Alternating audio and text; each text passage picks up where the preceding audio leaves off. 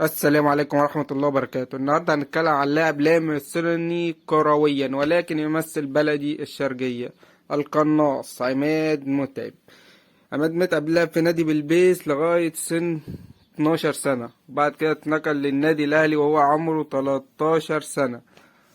وبعد فترة قليلة جدا في صفوف النادي الأهلي أثبت إمكانياته ومهاراته وصعد للفريق الأول موسم 2004-2005، وحصل على الهداف الدوري برصيد 15 هدف، وكان أصغر لاعب في تاريخ الدوري يحصل على هداف الدوري.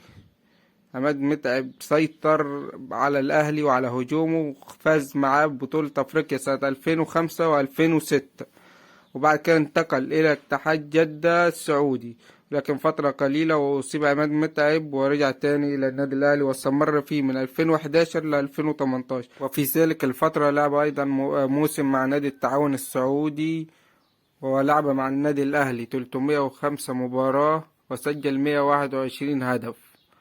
تألق عماد متعب دوليا ولعب 70 مباراة، سجل 28 هدف دولي لصالح المنتخب الوطني، وكان من أحد أعمدة المنتخب في عهد حسن شحاتة.